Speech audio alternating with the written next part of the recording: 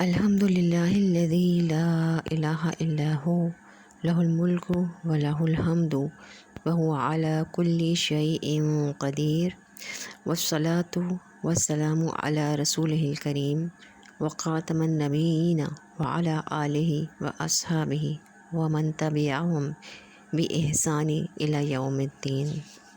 رب اشرح لی صدری ویسر لی امری واحلل عقدۃ من لسانی یفقہوا قولی۔ کتاب محمد عربی صلی اللہ علیہ وسلم، چیپٹر ہوتی ہے سحر پیدا۔ پچھلی دفعہ ہم نے تھوڑی سی ہسٹری پڑھی تھی کہ دین ابراہیمی جب حضرت ابراہیم علیہ السلام اور اسماعیل علیہ السلام نے جب بنایا تھا اور گھر بنایا تھا، خانہ کعبہ بنایا تھا، اس کے بعد کیا کیا تبدیلیاں آئیں ان کے بعد مکے میں، اور کتنے انقلاب آئے۔ اور ہم نے یہ پڑھا تھا کہ قصی جو ہے وہ شخص تھے کہ جنہوں نے دار الندوہ بنایا تھا مکے میں، اور انہی کے ایک بیٹے تھے عبد مناف، اور عبد مناف کے بیٹے تھے ہاشم، اور ہاشم ہی کے بیٹے تھے شیبہ، جن کا بعد میں نام ہوا عبد المطلب۔ تو جو ہاشم تھے ان کے جو بھائی تھے ایک نا، ان کے ایک اور جو بھائی تھے ان کا نام تھا عبد المطلب، ان کا نام تھا مطلب، اور شیبہ جو تھے وہ عبد المطلب تھے، جبکہ ہاشم اور مطلب دونوں بھائی تھے۔ ہاشم کے بیٹے ہو گئے شیبہ، تو شیبہ کا نام پڑا عبد المطلب۔ وہ کس طرح سے کہ جب ہاشم کا انتقال ہو گیا تو مطلب جو ان کے بھائی تھے، ان کی جو بیوی تھی مدینہ میں تھی، وہاں سے اپنے بھتیجے کو لے کے ادھر آ گئے تھے۔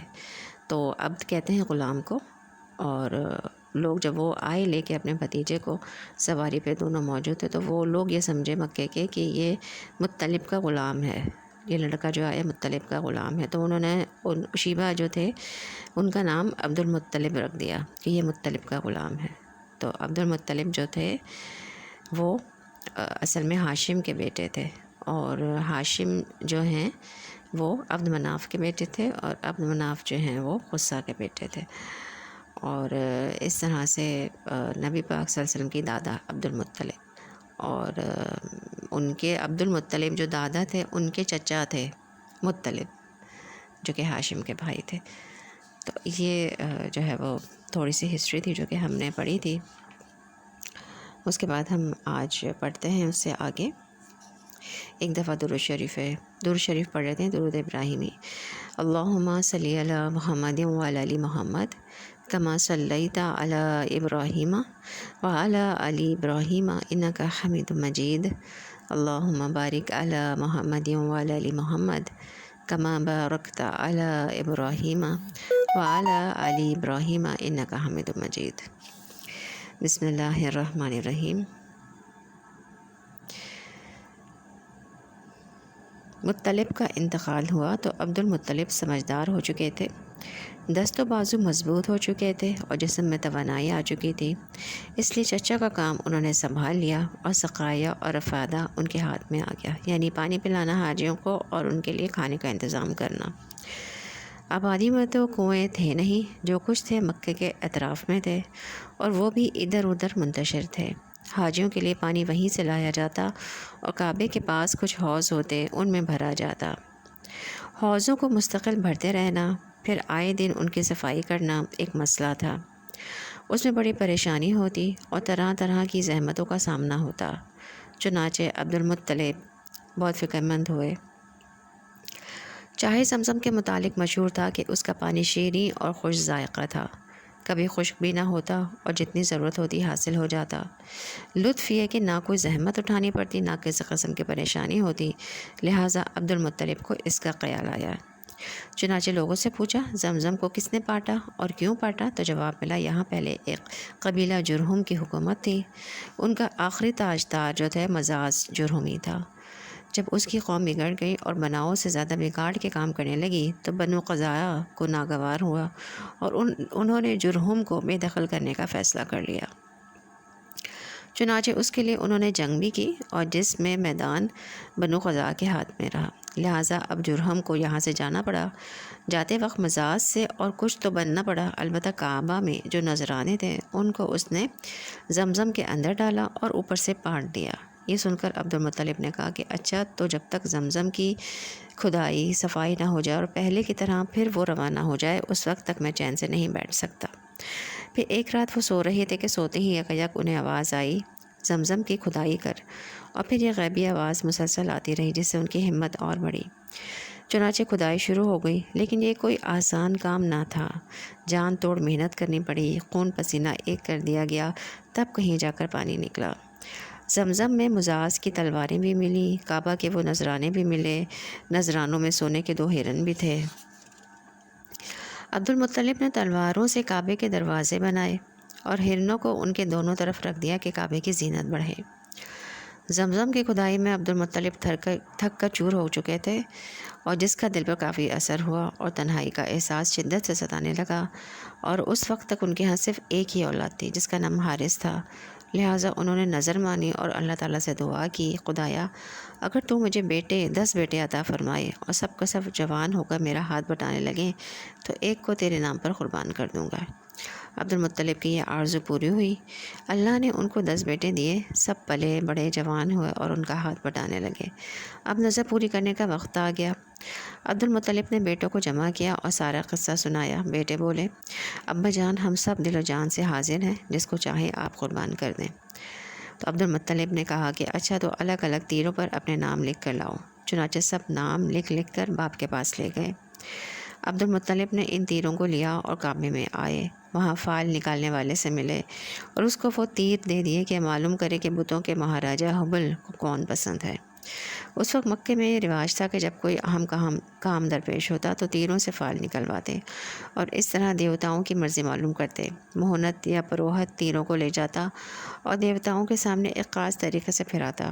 جس تیر کا منہ دیوتا کی طرف ہو جاتا سمجھتے کہ بس یہی دیوتا کو پسند ہے، اور پھر اسی کے مطابق کام کرتے۔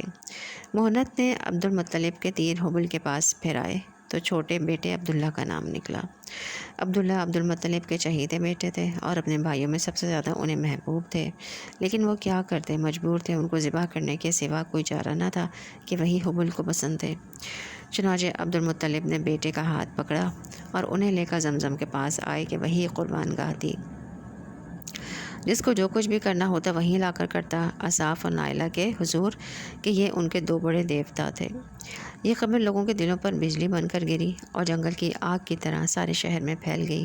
جو جس حال میں تھا عبد المطلب کی طرف دوڑ پڑا اور آنن فانن سارے لوگ اکٹھا ہو گئے۔ جسے دیکھیے اس کی زبان پر یہی تھا کہ نہیں نہیں عبد المطلب، اسے ہرگز ذبح نہ کیجیے۔ عبد المطلب عجیب کشمکش میں پڑ گئے، بولے میں تو نظر مان چکا ہوں، نظر پوری کرنا ضروری ہے، آخر میں کروں تو کیا کروں؟ تو جواب ملا، اگر مال فدیہ بن سکے تو ہم راضی ہیں، اونٹ ذبح کرنے سے کام بن جائے تو اس کے لیے بھی تیار ہیں۔ چنانچہ لوگ بہت دیر تک سوچتے رہے اور آپس میں مشورہ کرتے رہے کہ کیا کریں۔ پھر طے ہوا کہ یثرب کے اطراف میں ایک نجومی عورت ہے، گتھیاں سلجھانے میں ماہر ہے، چل کر اس سے پوچھا جائے۔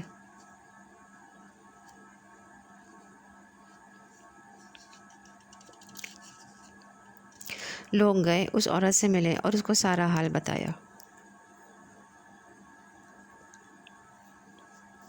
سب کچھ سن لینے کے بعد اس نے پوچھا، کسی قیدی کو چھڑانا ہو یا کسی مجرم کی جان بچانی ہو تو کتنا فدیہ دیتے ہو؟ لوگوں نے کہا کہ 10 اونٹ۔ عورت نے کہا 10 اونٹ اور عبداللہ کے نام کا قرعہ ڈالو، اگر اونٹوں کے نام قرعہ نکل آئے تو بہتر ہے، ورنہ 20 اونٹ کر دو، اگر پھر بھی عبداللہ کا نام نکلے تو 10 اور بڑھا دو، اسی طرح 10 بڑھاتے رہو یہاں تک کہ تمہارا رب راضی ہو جائے۔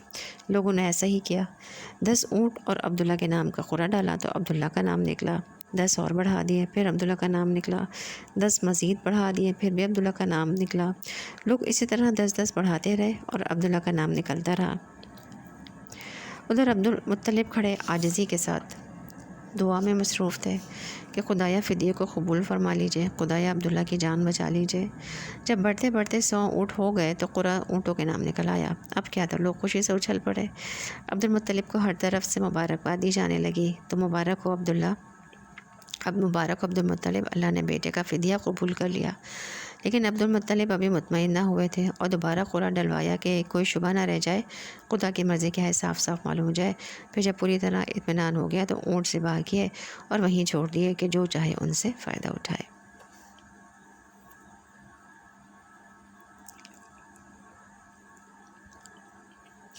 عبداللہ جو بیٹے تھے عبد المطلب کے، ان کو اللہ تعالیٰ نے خدا داد حسن سے نوازا تھا۔ اٹھتی ہوئی جوانی تھی جو حسن کو دوبالا کر رہی تھی، چہرہ کیا تھا، چاند کا ٹکڑا تھا، ہر دیکھنے والی آنکھ ان پر فدا تھی، اور کئی عورتیں ان سے شادی کی آرزومند تھیں۔ نظر والا واقعہ ہوا تو گھر گھر اس کا چرچا ہو گیا، اور اس سے ان کی عظمت اور بڑھ گئی اور سب دل و جان سے انہیں چاہنے لگے۔ چنانچہ بہت سی عورتوں نے نکاح کی خواہش کی اور کوشش بھی کی، لیکن یہ شرف سب کو کیسے ملتا کہ وہ ایک ہی قسمت میں تھا۔ ان کے بیٹے کی ماں کون ہوگی یہ بھی خدا کے ہاں طے تھا۔ ان کی شادی آمنہ سے ہوئی جو قریش کی سب سے معزز خاتون تھی اور بنی زہرہ کے سردار کی بیٹی تھی۔ باپ نے بیٹی کی طرف سے نکاح کا پیغام دیا۔ آمنہ کے گھر والوں نے اسے باعث شرف سمجھا اور خوشی خوشی تیار ہو گئے۔ پھر چٹ پٹ شادی ہو گئی۔ دستور تھا کہ دلہا شادی کے بعد 3 دن سسرال میں رہتا۔ عبداللہ بھی 3 دن سسرال میں رہے، پھر گھر چلے آئے۔ ساتھ میں دلہن بھی آ گئی اور اس وقت عبداللہ کی عمر تقریباً 17 سال تھی۔ شادی کو بھی کچھ ہی دن ہوئے تھے۔ تاجروں کا ایک کارواں شام جا رہا تھا، اس کے ساتھ عبداللہ بھی ہو لیے۔ پھر واپسی میں مدینے سے گزرے۔ یہاں ان کے باپ کا ننیال تھا، یعنی عبد المطلب جو تھے ان کا ننیال تھا، اور ان کی والدہ تو وہیں پر ہی تھی مدینے میں، تو عبداللہ کا جو ننیال تھا وہ یہیں پہ ہی تھا، باپ کا ننیال تو تھکے تو تھے ہی، دم لینے کے لیے ٹھہرے، اتفاق سے بیمار پڑ گئے۔ ساتھیوں نے انہیں وہیں چھوڑ دیا اور مکے کا رخ کیا۔ وہاں پہنچ کر باپ کو بیماری کی خبر دی۔ عبد المطلب نے بیماری کا حال سنا تو فوراً بڑے بیٹے حارث کو مدینہ دوڑایا کہ وہاں جا کر بھائی کی تیمارداری کریں اور جب اچھے ہو جائیں تو اپنے ساتھ لے کر آئیں۔ لیکن افسوس، حارث نے اپنے بھائی عبداللہ کو نہ دیکھا۔ وہ انہیں اپنے ساتھ مکے نہ لائے کہ باپ کی آنکھیں ٹھنڈی ہوتی، دلہن کے دل کو قرار آتا اور قوم کی تسکین کا سامان ہوتا۔ کیا کرتے، قسمت ہی میں نہ تھا۔ کچھ دن پہلے ہی عبداللہ کا انتقال ہو چکا تھا اور جسم سپرد خاک ہو چکا تھا، اور باپ سے دور، دلہن سے دور، قوم سے دور، دور بہت دور۔ حارث واپس آئے تو عبداللہ کے بجائے عبداللہ کی موت کی خبر لے کر آئے۔ کسے معلوم تھا کہ شام کا یہ سفر آخرت بننے والا ہے، اور جہاں عبداللہ کی جان بچانے کی تدبیر کا سراغ لگا تھا، وہیں اللہ کا فرشتہ پروانہ موت لے کر اترنے والا ہے۔ مدینہ جہاں سے لوگ کل عبداللہ کی نئی زندگی کا پیغام لے کر آئے تھے، آج وہیں سے عبداللہ کی وفات کی حسرت ناک خبر آ رہی ہے۔ خبر بڑی دردناک تھی۔ نوجوان کی موت، وہ بھی عبداللہ جیسے نوجوان کی جس نے سنا تڑپ اٹھا۔ عبداللہ نے نئی زندگی پائی تھی، اس کی جان بچنے پر سب کو غیر معمولی خوشی تھی۔ اچانک موت کی خبر سن کر لوگوں کو غیر معمولی رنج ہوا۔ ساری قوم جو ہے وہ سوگوار ہو گئی تھی، ہر طرف اداسی چھائی ہوئی تھی۔ بوڑھے باپ پہ تو رنج کا غم پہاڑ ٹوٹ پڑا تھا۔ صدمے سے دل پاش پاش ہو گیا تھا، اور عبداللہ کی موت پر صبر آئے تو کیسے، اور آمنہ کا تو سہاگ ہی اجڑ گیا۔ دل کی دنیا ویران ہو گئی، سارے ارمان حسرتوں میں تبدیل ہو گئے۔ کتنی امیدیں تھیں جو خاک میں مل گئیں، کتنے حسین خواب تھے جو شرمندہ تعبیر نہ ہو سکے، کتنی آرزوئیں اور تمنائیں تھیں جو سینے میں ہی دفن ہو کے رہ گئیں۔ کل جو خاتون قریش کی نازنینوں میں کی نگاہ میں قابل رشک بنی ہوئی تھی، آج اس کی حالت قابل رحم تھی۔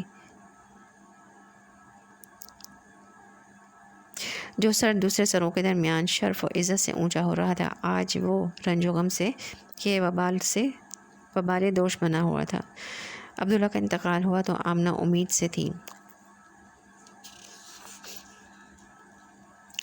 اللہ کی قدرت، کچھ ہی پہلے حبل دیوتا عبداللہ کی جان لینے پر تلے ہوئے تھے، مگر اللہ نے انہیں بھیٹ چڑھنے سے بچا لیا۔ اس وقت تک ان کے پاس اللہ کی ایک عظیم امانت تھی، انسانیت کی سب سے بیش قیمت متاع تھی۔ جب تک وہ کسی اور کے سپرد نہ ہو جائے، ناممکن تھا کہ عبداللہ اس دنیا سے چلے جائیں۔ اب وہ امانت آمنہ کو سونپی جا چکی تھی۔ عبداللہ سے اللہ کو جو کام لینا منظور تھا وہ پورا ہو گیا، تو اللہ نے انہیں اٹھا لیا۔ اب کوئی فدیہ کام نہیں آ سکتا تھا، تقدیر کا فیصلہ اٹل تھا۔ ہوئی پہلے ہوئے آمنہ سے حویدہ، دعائے قلیل اور نوید مسیحا۔ دوشنبہ کا دن تھا اور ربیع الاول کی 12 تاریخ تھی کہ آمنہ کے ہاں ولادت ہوئی۔ نومولود بچہ بہت ہی خوبصورت تھا، چاند بھی اس کے سامنے پھیکا تھا۔ آمنہ نے اپنے خسر عبد المطلب کو خبر کی کہ آ کر پوتے کو دیکھ لیں۔ عبدالمطلب دوڑے ہوئے آئے اور نظر پڑتے ہی کھل اٹھے کہ ایک تو لڑکا تھا اور وہ بھی عبداللہ کا۔ وہ خوشی سے نہال ہو گئے، چنانچہ بیٹے کو گود میں لیا، سینے سے لگایا، ماتھے پر بوسہ دیا، پھر اسے لیے ہوئے کعبہ پہنچے اور اس کا طواف کیا اور بچے کا نام محمد رکھا صلی اللہ علیہ وسلم۔ محمد کے معنی ہے ہر لحاظ سے قابل تعریف، وہ جسے سب پسند کریں، سب اچھا کہیں۔ پھر ولادت کے 7ویں دن عبدالمطلب نے اونٹ ذبح کرایا اور قریش کی دعوت کی۔ لوگ کھانے سے فارغ ہو گئے تو کسی نے پوچھا، عبدالمطلب کیا وجہ ہے کہ آپ نے پوتے کا نام محمد رکھا، خاندانی نام کیوں نہیں رکھا؟ عبدالمطلب بولے، میں نے چاہا کہ آسمان پر بھی اس کی تعریف ہو اور زمین پر بھی، خالق کو بھی وہ پیارا ہو اور خلقت کو بھی۔ سبحان اللہ۔ تو قریش میں اونچے گھروں کی عورتیں اپنے بچے کو دودھ خود نہیں پلایا کرتی تھیں، دیہاتوں سے دائیوں کی ٹولیاں آتی، وہ بچوں کو اپنے ہاں لے جاتی، ان کو دودھ پلاتی، ان کی پرورش کرتی، پھر جب وہ بڑے ہو جاتے تو واپس کر جاتی اور دوسرے بچے لے جاتی۔ اس سے بچے خوب تندرست رہتے، فصیح عربی بھی سیکھ لیتے، مگر دائیوں کے آنے کے موسم متعین تھے۔ محمد صلی اللہ علیہ وسلم کی ولادت ہوئی تو اس وقت کوئی دائی نہ ملی۔ عبداللہ کا بھائی تھا ابو لہب، اس کی ایک باندی تھی صوبیہ، 2-3 دن آمنہ نے خود دودھ پلایا، پھر بچے کو صوبیہ کے حوالے کر دیا کہ جب تک کوئی دائی نہ ملے اس کو دودھ پلا دے۔ صوبیہ نے بس کچھ ہی دن دودھ پلایا تھا کہ قبیلہ بن سعد کی دائیاں آ گئیں۔ دائیاں بچے تلاش کرنے لگیں، وہ گھروں میں جاتی، ماؤں کو اپنی خدمات پیش کرتی، مائیں جس کو پسند کرتی اپنا بچہ اس کے حوالے کر دیتی۔ ساری ماؤں نے دائیاں چن لی اور ساری دائیوں کی گودیں بھر گئیں۔ ہاں صرف ایک دائی رہ گئی، اس کو کسی نے نہ پوچھا، اس لیے کہ ذرا کمزور اور لاغر تھی، مفلسی کا بھی شکار تھی۔ یہ تھی ابو زویب کی بیٹی حلیمہ۔ اور بچہ بھی صرف ایک ہی رہ گیا کہ دائیاں اس سے دور رہیں اور کوئی اسے لینے کے لیے تیار نہ تھی۔ وہ بچہ تھا عبداللہ کا بیٹا محمد صلی اللہ علیہ وسلم۔ دائیوں نے سنا کہ محمد صلی اللہ علیہ وسلم یتیم ہے، باپ کے سائے سے محروم ہے، اس لیے انہوں نے اس کی طرف توجہ نہ کی۔ انہوں نے اس کی پرورش کو حقیر جانا اور اس کو دودھ پلانا بے فائدہ سمجھا۔ وہ بولی، اس یتیم کو لے کر کیا کریں، اس کا دادا ہمیں کیا دے گا، ماں سے بھی کیا مل جائے گا۔ اب سے واپسی کا وقت آ گیا اور دائیوں نے گھر لوٹنے کا ارادہ کیا۔ ہر ایک خوش تھی کہ اس کی گود میں بچہ تھا۔ حلیمہ کا شوہر بھی ساتھ تھا۔ حلیمہ نے اس سے کہا، باخدا مجھے شرم آتی ہے کہ ساری سہیلیوں کی تو گودیں بھری ہوئی ہیں اور ایک میری ہی گود خالی ہے، میں تو جاتی ہوں، اسی یتیم کو لے لیتی ہوں۔ خالی ہاتھ لوٹنے سے یتیم کو لے جانا بہرحال بہتر ہے۔ شوہر نے کہا، جاؤ لے آؤ، کیا حرج ہے، ہو سکتا ہے اللہ تعالیٰ اسی میں برکت دے۔ چنانچہ حلیمہ بچے کو لینے کے لیے آمنہ کے پاس پہنچی۔ آمنہ کو ملال تھا کہ ان کے لال کو کسی نے نہ پوچھا۔ سہیلیوں کے بچے ہاتھوں ہاتھ لیے، مگر ان کے جگر پارے کو کسی نے لینا گوارا نہ کیا۔ حلیمہ نے بچے کو لیا تو آمنہ کا بجھا ہوا چہرہ بھی خوشی سے دمک اٹھا۔ حلیمہ نے محمد صلی اللہ علیہ وسلم کو چھاتی سے لگایا اور منہ میں پستان دے دی جس میں دودھ برائے نام ہی تھا، لیکن حلیمہ کی حیرت کی انتہا نہ رہی کہ پستان منہ میں دیتے ہی انہیں ایسا معلوم ہوا جیسے دودھ کی سوتیں جارے ہو گئی ہیں، یک چھاتی بھر گئی ہے اور بچہ دودھ پی رہا تھا اور دودھ اس کے منہ سے ٹپکا پڑ رہا تھا۔ محمد صلی اللہ علیہ وسلم سیر ہو چکے تھے تو حلیمہ کے بچے نے بھی جی بھر کر پیا، حالانکہ اس سے پہلے تنہا اسی کے لیے دودھ ناکافی ہوتا تھا۔ پیتا لیکن کبھی سیر ہونے کی نوبت ہی نہ آتی، چھاتی چوستا اور چوس کے رہ جاتا۔ حلیمہ کی ایک اونٹنی تھی، دبلی پتلی، بالکل مریل۔ بھوک لگی تو شوہر اسے دھونے اٹھے، آنکھیں پھٹی کی پھٹی رہ گئی۔ وہ تھن جو ہمیشہ سوکھا رہتا تھا اونٹنی کا، آج بالکل بھرا ہوا تھا اور دودھ خود بخود ٹپکا پڑ رہا تھا۔ شوہر نے خود بھی پیا، بیوی کو بھی دیا اور دونوں نے جی بھر کر پیا۔ رات ہوئی تو دونوں نے بچوں کو بھی پہلوں میں سلا لیا، پھر خود بھی سو رہے۔ نیند اتنے آرام اور چین کی تھی کہ بالکل ہی بے خبر ہو گئے۔ پھر صبح ہوئی تو شوہر بولے کہ حلیمہ کیا خیال ہے، باخدا بہت مبارک بچہ پا گئی تم۔ حلیمہ بولی، باخدا میرا بھی یہی خیال ہے۔ پھر دائیوں کا قافلہ گھروں کو لوٹا۔ حلیمہ کی گدھیاں آگے آگے تھی اور مستانہ وار بڑھ رہی تھی۔ سہیلیوں نے یہ دیکھا تو آواز دی، واہ ری ابو زویب کی بیٹی، ذرا ٹھہرو نا، ہمیں بھی تو آ لینے دو۔ ارے یہ وہی گدھیا تو ہے جس پر تم آئی تھی، یہ تو راستے میں رک جاتی تھی، بار بار تم پیچھے ہو جاتی تھی۔ حلیمہ نے کہا کہ ہاں ہاں باخدا یہ وہی ہے۔ سہیلیاں بولی، باخدا یہ تو بڑی عجیب بات ہے۔ اب حلیمہ کے ہاں برکتوں کی بارش ہونے لگی، ہر چیز میں برکت ظاہر ہو رہی تھی۔ جانور موٹے ہو گئے، دودھ سے تھن پھول آئے، ہر طرف برکت ہی برکت تھی۔ رفتہ رفتہ 2 سال گزر گئے۔ آمنہ کا لال حلیمہ کا دودھ پیتا۔ حلیمہ کی ایک بیٹی تھی شیمہ، اور اس کی گودیوں میں ہمکتا صحرا کی کھلی فضا ہوتی اور دیہات کی سادہ زندگی. جسم تیزی سے بڑھا، ہاتھ پیر میں طاقت آ گئی اور بچہ خوبصورت تندرست ہو گیا. شیر خواری کے دن پورے ہو گئے. اب وقت آیا بچہ پھر ماں کی گود میں جائے اور اس کے گھر کی رونق بنے. لیکن کیا حلیمہ اس بچے کو جدا کر دیں؟ ایسے بچے کو جو ان کے لیے سراپا برکت تھا، مجسم رحمت تھا، باعث راحت تھا اور موجب سعادت تھا. کسی طرح میں طبیعت اس کو چھوڑنے پر تیار نہ تھی. تمنا تھی کہ کچھ دنوں وہ ساتھ رہے، کہ برکتوں کا سلسلہ تا دیر قائم رہے. وہ بچے کو لے کر ماں کے گھر کی طرف چلی، لیکن ارادہ تھا کہ ان سے گزارش کریں گی کہ بچے کو کچھ دن اور ساتھ رکھنے کی اجازت دیں. اب اس سے آگے کیا ہے تو وہ انشاءاللہ ہم نیکسٹ کلاس میں پڑھیں گے. سبحانک اللہم و بحمدک و تبارک اسمک و تعالی جدک و لا الہ غیرک. اعوذ باللہ من الشیطان الرجیم. بسم اللہ الرحمن الرحیم. الحمد للہ رب العالمین. الصلاۃ والسلام علی رسول الکریم. سبحان ربک رب العزۃ عما یصفون وسلام علی المرسلین والحمد للہ رب العالمین. سبحانک اللہم و بحمدک نشہد ان لا الہ الا انت نستغفرک و نتوب الیک. السلام علیکم ورحمۃ اللہ وبرکاتہ.